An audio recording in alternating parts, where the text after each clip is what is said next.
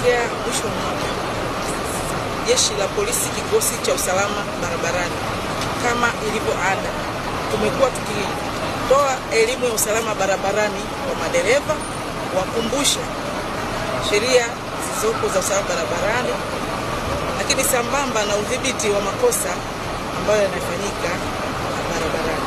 Lakini lengo kuu ni kuhakikisha kwamba watu wanaosafiri, maana kuna watoto sasa hivi wamefunga shule, wanafunzi safiri wanakwenda likizo, lakini pia kuna watu wengine pia wanasafiri, kuhakikisha kwamba makundi yote haya yanakwenda salama yanapokwenda, lakini pia yatarudi salama baada ya hizo siku za Christmas na mwaka mpya.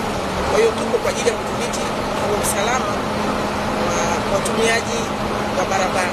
Naitwa Mrakibu mwandamizi wa polisi Notka Primus Kilewa, ni mkuu wa usalama barabarani kwa Mbeya.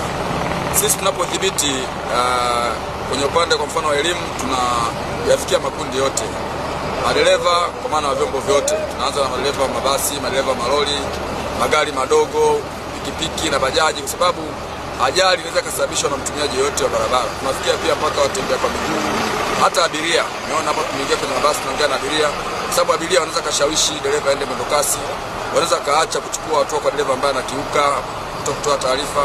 Kwa hiyo hatuangalii madereva wa mabasi peke yake, tunadhibiti makundi yote ya watumiaji wa barabara.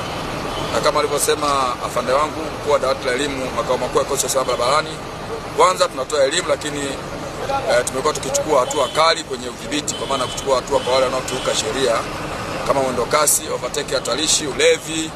Wako madereva wengi sasa hivi wameibuka hawana leseni kwa sababu ya udhibiti wa upatikanaji wa leseni, kuzingatia taratibu zile za kupata leseni kwa maana ya masomo. Wengi hawana vyeti, hawajasoma, kwa hiyo hawana leseni. Kwa hiyo hata ikitokea changamoto wanakuwa na shida, wanaweza kuleta madhara makubwa. Kwa hiyo sisi tupo, lakini kwa ujumla tunasema utii wa sheria kwa mkoa wa Mbeya umeongezeka sana. Hilo tunashukuru na tunawapongeza madereva. Kwa majina naitwa Rajabu, mimi ni mwenyekiti wa kamati ya usalama barabarani mkoa wa Mbeya. Ujio huu wa timu kutoka makao makuu ya trafiki Tanzania una ishara kubwa sana kwa madereva. Ishara ya kwanza ni kuwakumbusha madereva kwamba wanatakiwa waendeshe salama barabarani tunapoendea kwenye kipindi hiki cha mwisho wa mwaka. Lakini pia haikuwa jukumu lao kuwakumbusha, kwa sababu dereva ni professional, anasomea. Kwa hili ni kama vile kumbusho ambalo ni la kuwakumbusha pasipotakiwa kukumbushwa. Lakini wao kama timu au wao kama chombo ambacho kinasimamia usalama barabarani wameona hawawezi kukaa kwenye madawati yao, lazima waweze kuzunguka kwenye barabara kuhakikisha pako salama. Na tunapoendea mwisho wa mwaka huwa kuna matukio mbalimbali yanayokuwa yanatokea ya ajali. Lakini hii ni ishara kwamba huwa ni uzembe na madereva huwa wanajisahau. Kwa hiyo kuwakumbusha pia ni jambo jema, lakini tunaona mabadiliko tangu madereva wanapokuwa wanasisitizwa kuingia darasani kusoma. Tumeona wanakuwa na umakini na umahiri, na hata Mbeya kihistoria ilikuwa inaongoza kwa matukio ya ajali ya mara kwa mara, na ajali nyingi zinakuwa za kizembe au za kibinadamu. Lakini kwa kipindi hiki tunaona kuna utulivu wa hali ya juu, kwa sababu madereva wamekuwa waelewa na wameelimika. Mimi naitwa Jina Limanye Longino. Mimi ni abiria ambaye nasafiri mara kwa mara kwenda mikoa ya njia kwenda Malawi na njia kwenda Zambia. Changamoto iliyokuwa barabarani, barabara zetu ni finyu sana, na ukiangalia hazijaboreshwa. Kwa mfano kipindi hiki cha mvua unakuta barabara zimeharibika na inapelea kwamba ni foleni. Na ukiangalia barabara ya kwenda Zambia, magari mengi yanatoka Dar es Salaam mikoa mbalimbali kwenda Zambia. Na barabara ya Tunduma ni finyu sana sana sana, kiasi kwamba dereva anafanya kazi kwenye wakati mgumu sana.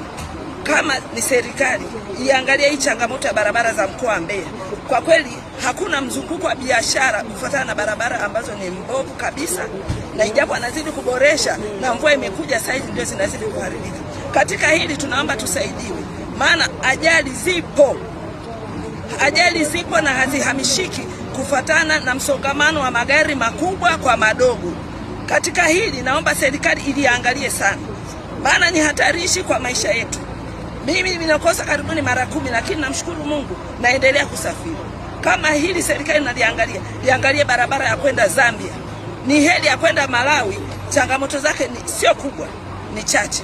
Unakuta hata trafiki anafanya kazi kwenye kipindi kigumu. anasimamisha malori, gari ndogo, mabasi. Kwa hiyo nakuta foleni inakuwa ndefu sana, kila mtu anataka aende haraka kufuatana na wakati. Na ukiangalia haya magari yetu ni biashara, hawezi akakaa masaa 5 kwenye kituo, anapoteza na hasara inakuwepo kwa mfanyabiashara kufuatana nini, mzunguko wa hela unakuwa ni mkubwa. Kwa hiyo tunaomba tuangalie, serikali tusaidie usafiri, alafu na barabara